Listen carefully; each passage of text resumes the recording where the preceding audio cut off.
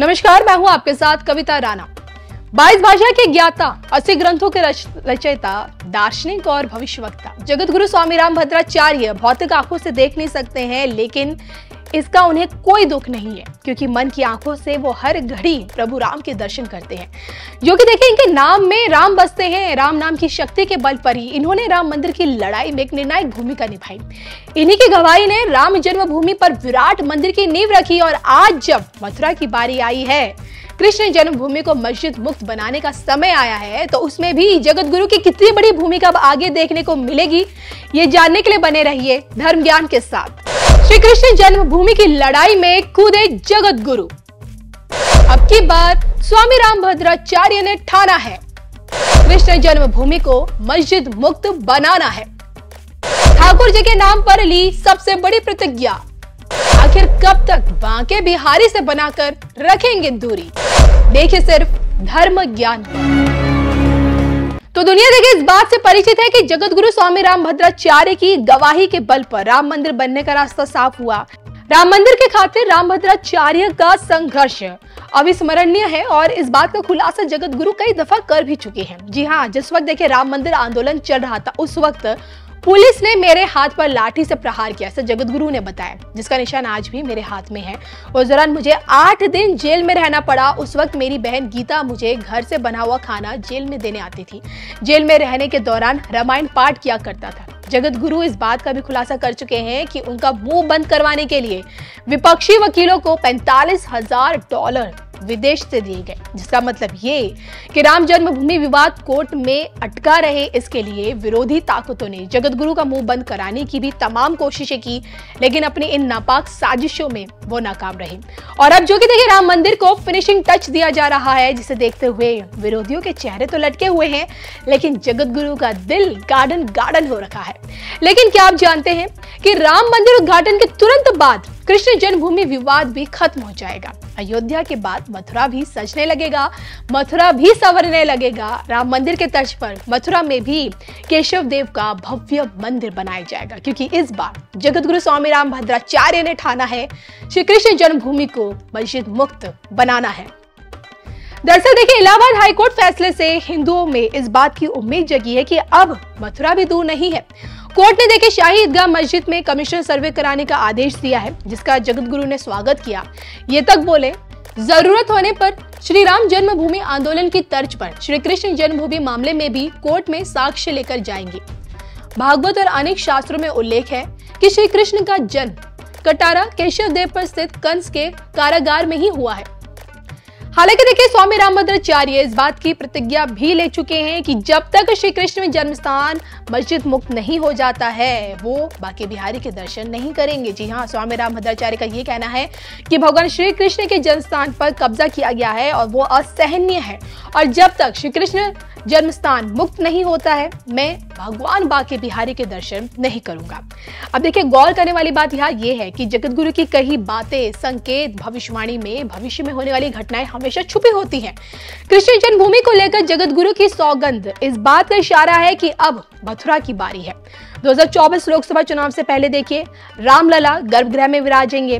ज्ञानवापी से जुड़े सर्वे की रिपोर्ट भी कोर्ट में पेश की जा चुकी होगी और ईदगाह परिसर में भी सर्वे पूरा हो जाएगा। तो भाजपा के एजेंडे में शामिल मथुरा, काशी और अयोध्या तीनों पर पीएम मोदी टिक मार्क लगा देंगे। तो उम्मीद यही है कि पीएम मोदी के तीसरे कार्यकाल में ही श्री कृष्ण जन्मभूमि को मस्जिद से मुक्ति मिल पाए। आपको हमारी स्टोरी कैसी लगी, कमेंट करके बताइएगा जरूर। दिन मुझे अलग अलग मंदिरों में प्रभु श्री राम के दर्शन का अवसर मिला और संतों का आशीर्वाद भी मिला है। विशेषकर जगत गुरु रामभद्राचार्य जी का जो स्नेह मुझे मिलता है, वो अभिभूत कर देता है।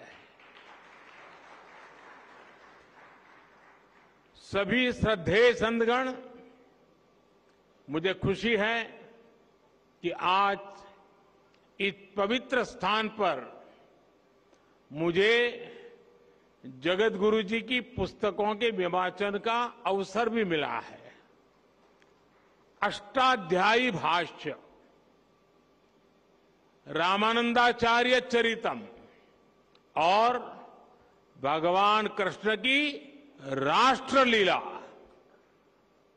ये सभी ग्रंथ भारत की महान ज्ञान परंपरा को और समृद्ध करेंगे। मैं इन पुस्तकों को जगतगुरु जी के आशीर्वाद का एक और स्वरूप मानता हूं। आप सभी को मैं इन पुस्तकों के विमोचन पर बधाई देता हूं। मेरे परिवारजनों, अष्टाध्यायी भारत के भाषा विज्ञान का, भारत की बौद्धिकता का और हमारी शोध संस्कृति का हजारों साल पुराना ग्रंथ है। कैसे एक एक सूत्र में व्यापक व्याकरण को समेटा जा सकता है, कैसे भाषा को संस्कृत विज्ञान में बदला जा सकता है, महर्षि पाणिनि की हजारों वर्ष पुरानी रचना इसका प्रमाण है।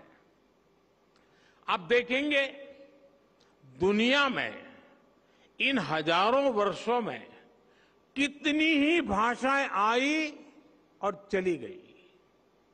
नई भाषाओं ने पुरानी भाषाओं की जगह ले ली, लेकिन हमारी संस्कृत आज भी उतनी ही अक्षुण्ण, उतनी ही अटल है। संस्कृत समय के साथ परिष्कृत तो हुई, लेकिन प्रदूषित नहीं हुई। इसका कारण संस्कृत का परिपक्व व्याकरण विज्ञान है। केवल 14 माहेश्वर सूत्रों पर टिकी यह भाषा हजारों वर्षों से शस्त्र और शास्त्र दोनों ही विधाओं की जननी रही है।